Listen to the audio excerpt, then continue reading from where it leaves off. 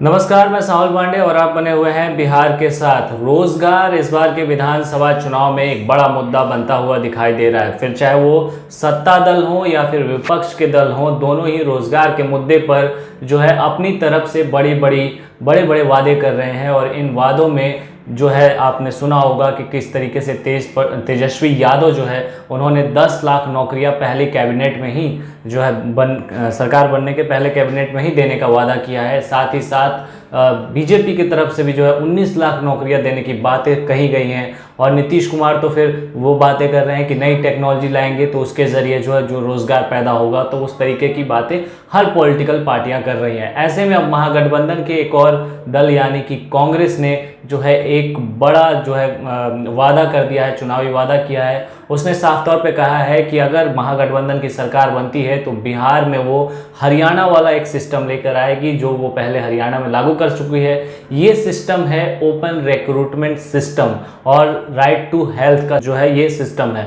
इसके जरिए जो पॉलिसी होगी उस पॉलिसी के अनुसार डिग्री लाओ, इंटरव्यू दो और नौकरी पाओ, ये 3 स्टेप होंगे। और इस 3 स्टेप में जो है आपको नौकरी दी जाएगी। इस पूरे रिक्रूटमेंट सिस्टम में क्या है ये जानिए। पहले कांग्रेस ने कहा है कि महागठबंधन की सरकार बनने पर बिहार में स्वास्थ्य सुविधाओं की बेहतरी के लिए ओपन रिक्रूटमेंट सिस्टम और राइट टू हेल्थ को इम्प्लीमेंट किया जाएगा। उन्होंने कहा है कि इसके तहत लोक सेवा आयोग की बजाय डीजी हेल्थ सर्विसेज अभ्यर्थियों के लिए सर्टिफिकेट डिग्री की वैधता की जांच कर इंटरव्यू के आधार पर उनको तुरंत नियुक्त करेगी या किया जाएगा। उन्होंने कहा कि कांग्रेस की एक पत्रकार सम्मेलन में कांग्रेस नेता रणदीप सुरजेवाला ने कहा कि बिहार में स्वास्थ्य सुविधाओं का बुरा हाल है। इसमें सुधार तब तक नहीं हो सकता जब तक डॉक्टरों, लैब टेक्नीशियनों, रेडियोलॉजिस्ट, गायनोकोलॉजिस्ट, स्पेशलिस्ट और रेगुलर डॉक्टरों की कमी रहेगी। उन्होंने कहा कि यह राजनीति का विषय नहीं है।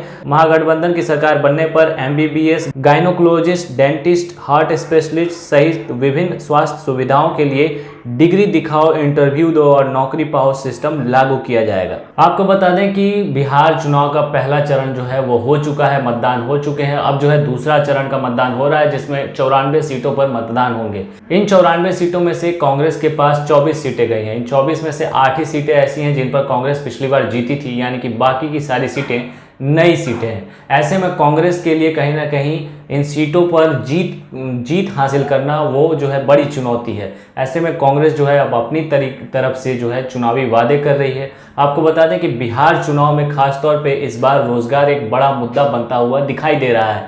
और अगर इसका असर जो है चुनावी मतदान पर पड़ता है तो साफ तौर पे कहा जाएगा कि आने वाले जितने चुनाव देश में होंगे, देश के अन्य राज्यों में होंगे या फिर केंद्र में आने वाले अगर चुनाव होते हैं तो उसमें रोजगार एक बड़ा मुद्दा होगा। क्योंकि अभी तक जो है अन्य राज्यों की बात कर लें या केंद्र की बात कर लें, यानी लोकसभा विधानसभा चुनाव की बात कर लें, तो उसमें रोजगार का मुद्दा, स्वास्थ्य का मुद्दा, ये बड़े मुद्दे नहीं बन पाते हैं। खासतौर पे युवाओं से जुड़े हुए जो मुद्दे होते हैं वो कहीं ना कहीं बड़ा मुद्दा नहीं बन पाते हैं। और ऐसा जो है चुनावी स्पेशलिस्ट भी मानते हैं कि अगर बिहार चुनाव में रोजगार को लेकर के बड़े पैमाने पर वोटिंग होती है, क्योंकि अभी यहाँ के वोटर्स ज़्यादा युवा हैं, तो ऐसे में साफ लग रहा है कि वोटिंग रोजगार के मुद्दे पर होगी। अगर ऐसा होता है तो इसका असर आने वाले चुनाव में और केंद्र की चुनाव में, जो लोकसभा का चुनाव भी होगा, उसमें अब कहीं ना कहीं बदलाव होगा और उसमें रोजगार और शिक्षा, ये स्वास्थ्य, ये सारे जो है एक बड़े मुद्दे के तौर पर उभर के आएंगे। यानी राजनीति में एक बड़ा बदलाव